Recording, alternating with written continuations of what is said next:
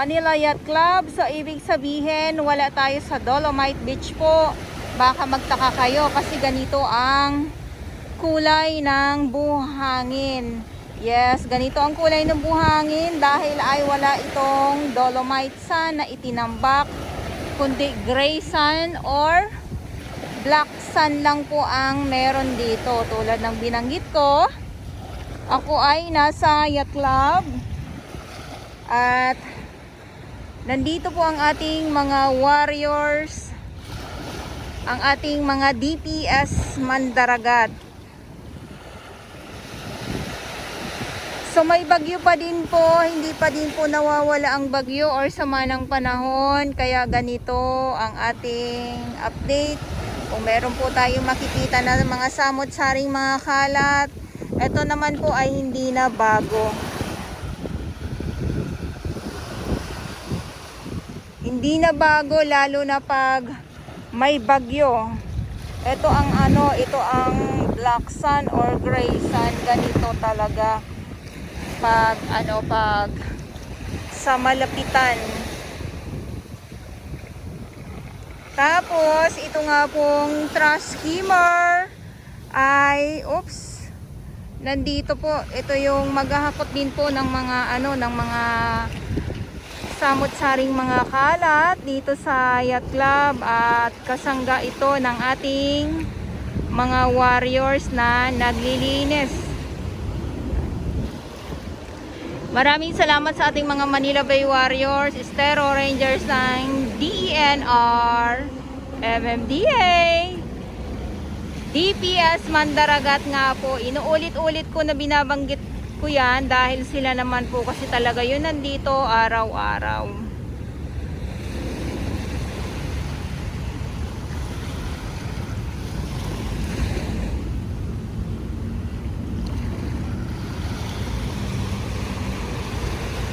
At yung ating mga security guard na nagbabantay dito sa Manila Bay, yung ating mga kapulisan, nandito pa din po. At mainit. Yes, pasumpong-sumpong din po ang panahon. Kanina malakas ang ulan, malakas ang hangin. Ngayon ay biglang uminit naman. O ganyan lang po ang panahon. Sana mawala na din po yung bagyo. Kasi 'di ba, paano naman lagi na lang may bagyo.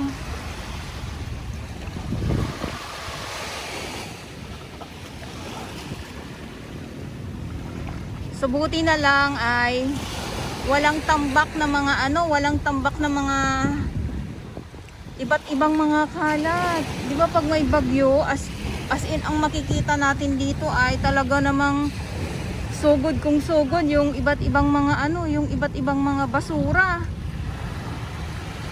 Ngayon mayroon pero hindi ganun katambak po.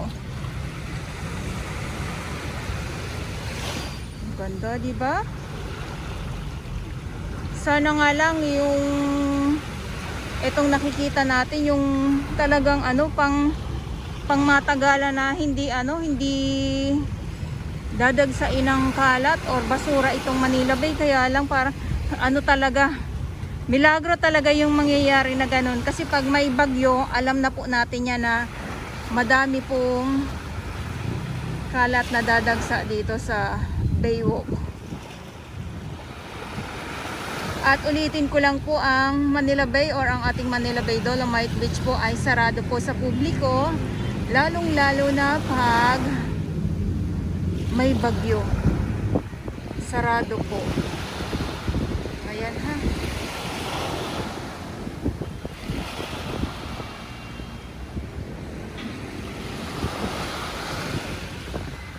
Sa mga nagsasabi pala na pwede na daw mapaliguan, sana may entrance na lang para makaligo na daw yung ating mga kababayan na excited talaga magtampisaw dito sa Manila Bay, lalong-lalo na sa Dolomite Beach. Kaya nga lang tayo ay hindi po talaga natin alam kung kailan pwedeng maligo or mapaliguan ang Manila Bay Dolomite Beach. Ayan oh. Kita nyo naman po yung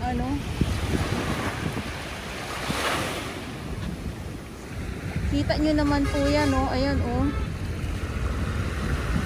Diba? May bagyo pa po ito. Pero ganito ganito ang makikita natin dito sa Manila Bay.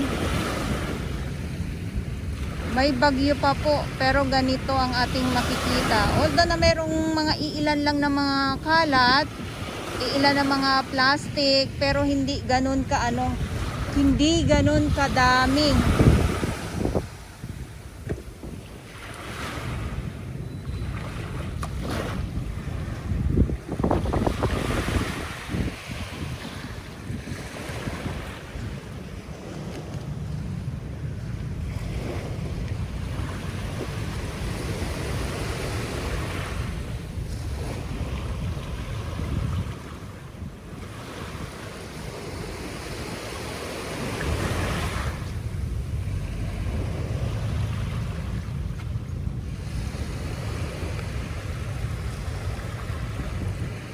Ang tino. Tapos ang yung kulay ng dagat iba eh. Hindi siya hindi siya malabo or may pagka ayan oh, 'di ba?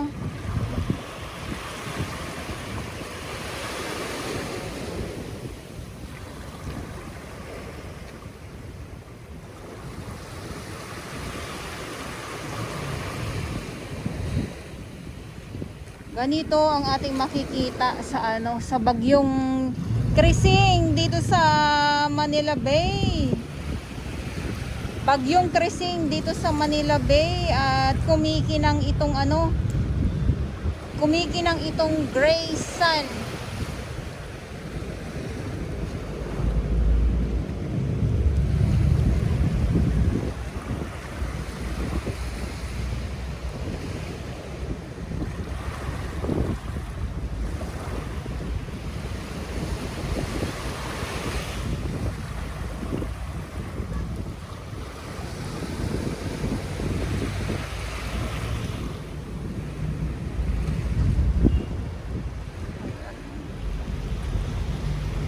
Okay.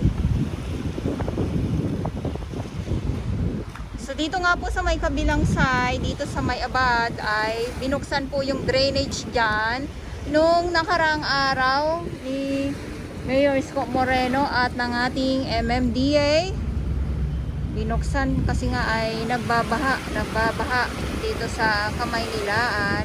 Pero may iba tayong mga kababayan din na ang pagbaha daw sa Kamaynilaan ay ang sinisisi ang dolomite sand. Allah. Pero sa pagkakaalam ko talaga, nung wala pang dolomite sand ay binabaha na din po ang Maynila. Ang ganda lang ng view.